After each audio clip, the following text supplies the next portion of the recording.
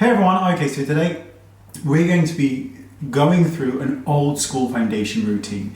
And we're talking 80s here, and I was just a small, I've got an itch. Every time I film, I want to pick. I was relatively small in the 80s, but I always loved that kind of, especially the early 90s, I always loved that kind of makeup look. So we're going to be doing an old school foundation routine. Now, the way that foundation used to be applied many moons ago was that the foundations often had a lot of pigment in, 35-50% pigment. And oftentimes they were cream or pan stick as well, or pancake. So it was just very, very cool. But the way that it was applied was with a sponge and a dry sponge, and it was applied to the face in order to enhance the face, not to eradicate it. So the way that we do foundation now is we put a pump or two in our palm or wherever, use a beauty blender, we bounce it all around, and all is well with the world. But our faces are totally different, so the coverage on them is different in certain areas. So let's start with an old school routine. So you're going to need a cream foundation. So this is the one that I'm using. I'll put the name of it on the screen because I've forgotten it, but it's amazing. It's such a good foundation, and it's really old school as well. RCMA is also brilliant. Ket cream foundation, Alexis Vogel, they're all that old school style. So you're going to take a dry sponge. Now there's nothing on my face other than a tiny bit of primer. So I'm going to take the product and I'm just sort of moving it around to get a bit onto the actual sponge. And what we're going to do, and I'm not suggesting you do this every day because it is more time consuming, but give it a try. We're going to start with really light pressure going over the face. Now what we're trying to do is create an even skin tone without there looking like there's anything on the skin, and you'll understand this as we go along. So we're barely using any product, but because the product that we're using contains so much pigment, we're able to use much less and get really, really beautiful coverage. So while I do this, we're going to speed this up so that it's not so laborious.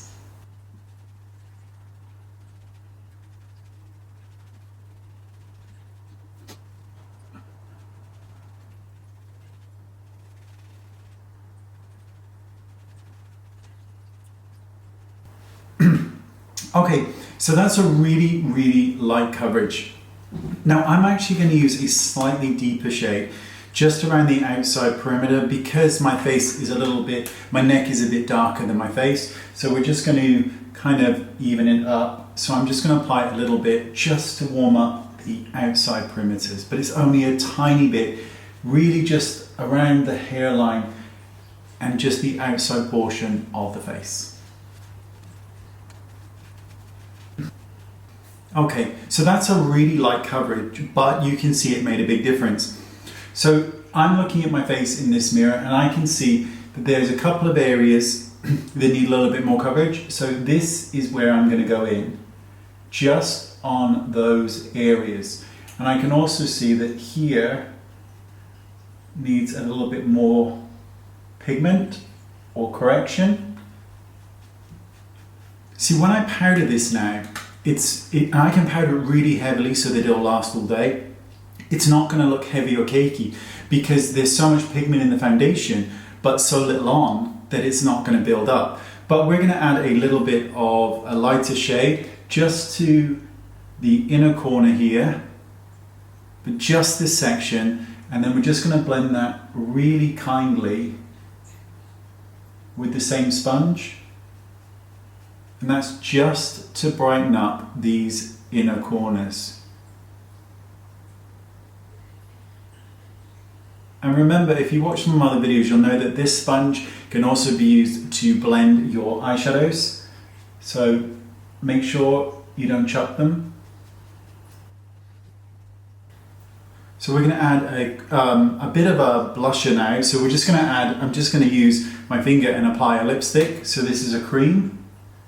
And I'm going to just pop that kind of here and use the same sponge just to soften it.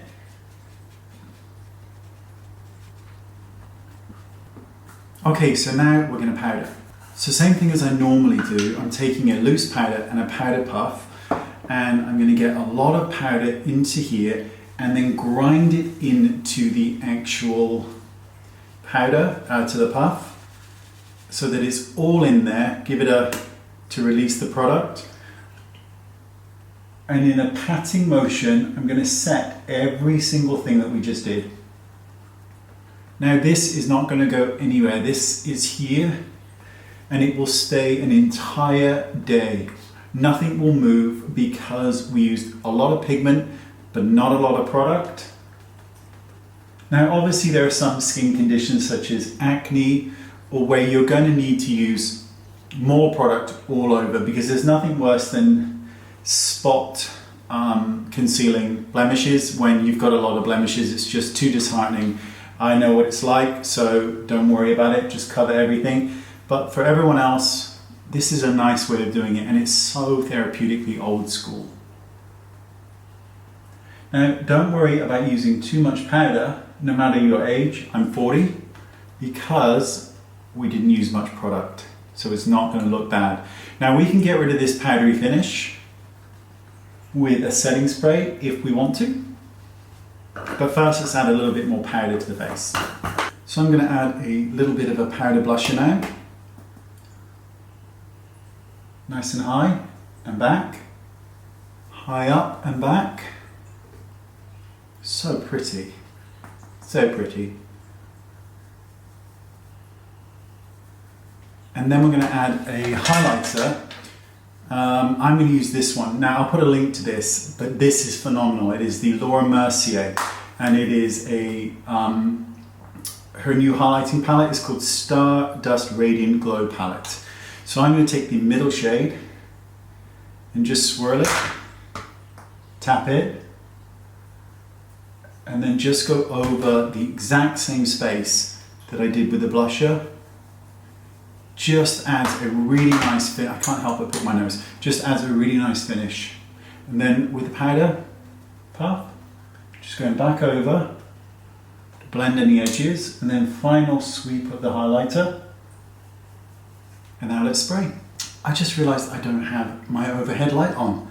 That's why the background looks slightly creepy. Okay, so I put a little bit of mascara on so that the eyes stand out a bit more. And I've spritzed my face. So this is filmed in 4K, so this is what you see is what you get. And it is absolutely flawless. And again, just reiterating, because we used a high pigment product, without using a lot of it to cover the skin, to give coverage, we're able to use a lot of powder, and then everything comes in and just stays on the skin and looks absolutely perfect. This is how I love to do foundation. Always loved the little triangular sponges. I don't know why, but I always have. Now, just for anyone else who's interested out there, at the end of the application, give your sponge a bit of a spritz and look at your face and just notice any way that you can shear out. So, like at the hairline, you might want to just shear it out slightly to blend it. If there's any creasing under the eyes, do the same thing, just shear things out. But otherwise, we're good to go. Now I'm actually going to go to the gym, even though I've got a whacking headache, and I will go like this, minus the lashes. It's just not my cup of tea.